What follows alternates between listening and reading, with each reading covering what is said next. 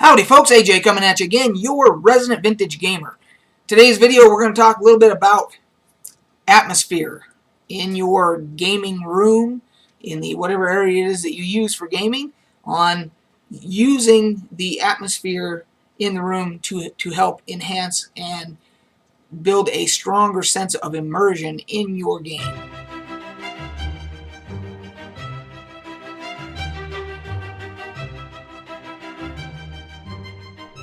So basically what we're talking about is the difference between this, as you see it right now, and this. So as you can see, what I've done here is I've just basically turned off the main lights, and I've added some candles and some other atmospheric light. I even have, where are we at, right there, I've got one of the little mini fireplace deals going there. And basically, if I ever get around to putting in dimmer switches here, I can actually have the main lights on dimmers, dimmer them down, and then using the atmospheric lighting, we can play at that table right there with more of a themed type look to the room than with all the bright lights going and everything like that. So let's go back to the normal room. I thought about it a little bit, and I decided to take some footage, and some additional footage with the themed lighting, atmospheric lighting, and everything going. I took some footage with my phone so that I could show you guys some additional angles. So here you go. Okay, folks, so now what I've done is I have gone ahead and pulled out my phone so I could take some other angles for you. So of the mood lighting here, as you can see, I've got quite a bit of it. And but what you couldn't see before was over here. So my room actually has, my gaming room actually has a fireplace in it, and I've got some other mood lighting up above the mantle and all that. And I just turned the fireplace on, so it doesn't really come up very well on camera. It's pretty dark, but it will, as those logs heat up, the flames will actually get more intense, so it'll actually look better. But what I was also going to show you was that when I play my mood music on my second PC over here, I have this little fireplace deal here, just more atmospheric lighting and so forth. I can't play the music, unfortunately. Can't turn it up so you can hear it, because I don't want to get a copyright strike. And as we know, Google and YouTube are notorious for their copyright strikes. So in any case, there you have it. These are kind of cool. These little mini lantern things for the candles. I actually have another one over there. But I guess you could put a couple of them on the table when you're gaming, if you don't want to use up too much of the room. Also, one of the things, I don't know if this will show up on camera or not. Let's take a look here. Maybe it will. There you go. I think you can see the smoke. That is an incense burner that is in the shape of a hydra, and the smoke actually comes out of the mouse. I don't know how well you can see that. There you go. You can see some of the smoke coming out of the dragon. And when I go back to the normal room, you will, I'll show you the incense itself. It's actually called dragon's blood. Okay, so back to normal. So in addition to the themed lighting, which I showed, of course I talked about the incense, and you can have, there's different types of incense burners that give that provide atmosphere like that one, that the smoke actually comes out of the dragon heads and so forth. What's kind of interesting is when I was going looking for that type of stuff, and I'm sure that they had this target audience, you know, us, you know, medieval gamer types in mind when they created this product. But the incense that I'm burning is called dragon blood. Just in case you don't believe me. So, I don't know if that's going to focus or not. Let's see here. Of course it won't, not very well. But, indulge in the mystical aromas delivered by our exclusive collection of highly fragrant incense cones. So, it smells basically like musk and maybe a little bit of exotic fragrances in there with the musk is the best way I can describe the smell of this Dragon Blood. But the gamers in my group that come over, they request it. They and I think that after it's I burn one of these cones. It doesn't take very long to burn it. And basically, if someone was to walk down here now, I would think they would think that it smells like a tavern. That's the best way I can put it. Musky and fragrant, So, in any case, there's that.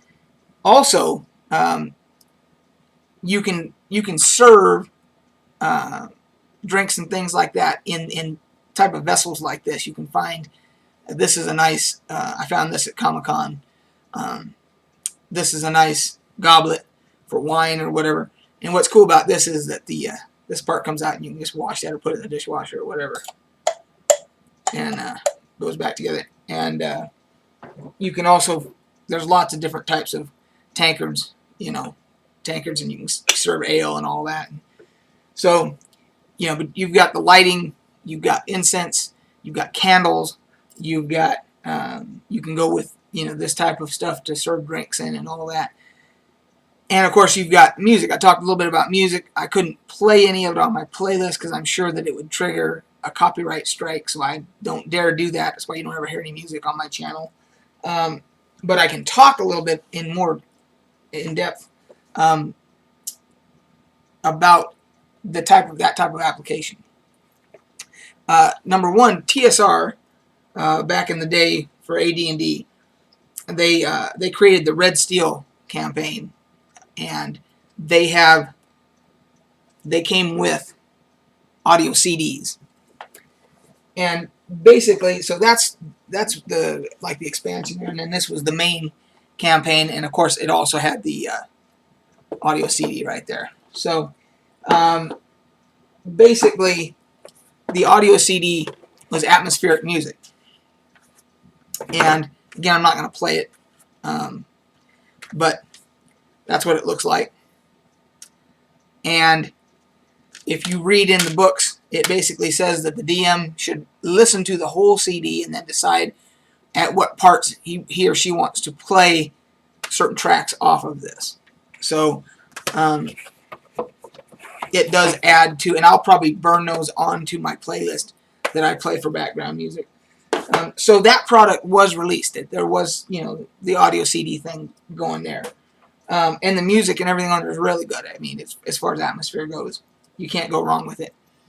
Now, having said all that, there is a Kickstarter that's going to be starting up called Battle Bards, and I'm going to put a link below for you. But basically, it's going to be an app or a program for the Dungeon Master, Game Master, whatever, with all this pre-recorded tracks and so forth on there. Not just music, but there's also going to be voiceovers and things like that to enhance your game. So, like I said, I'll put a link below. You can go, you can check it out. I'm not a paid spokesman or anything like that. I just think it's a cool product. I can't wait to see it in play, to use it in play along in my game. So think of that what you will. Go check it out for yourself. I don't know when their Kickstarter is going to start, but I'm sure if you go to the website I put below, it'll tell you, when it kicks off and all that. So if you're interested in that kind of stuff, there you go. So that's kind of, and I've done another video before about props, using props in the game, in the campaign that you design. And I'll put a link. I'll try and find that, and I'll put a link below if you want to go check out that video about using props in your campaign. So anyway, that's it. I just wanted to do this quick little video and talk a little bit about atmosphere. And if you do, oh, I almost forgot.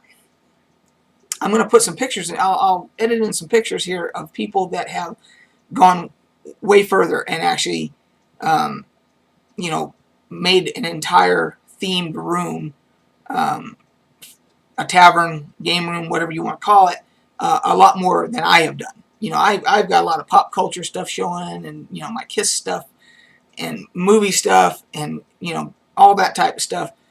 But these people have gone all the way and gone completely themed. And so I'll put some pictures in here so you can check those out.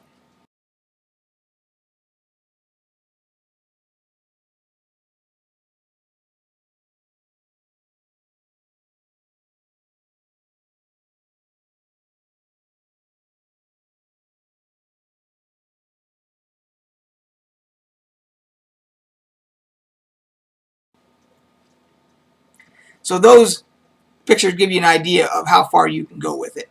If you've got unlimited funds, I guess, and time and everything else, you can really go, you know, bonkers with it. But then again, I wouldn't be able to display all my cool stuff. If I was just going with paneled walls or stone walls or whatever and put swords up and that kind of stuff, then I wouldn't be able to show off all my other cool stuff. So there's a trade-off. I'd have to have a second room to show off all this stuff and then just have the game room, you know, themed. So in any case, that's it, guys. We'll catch you on the flip side.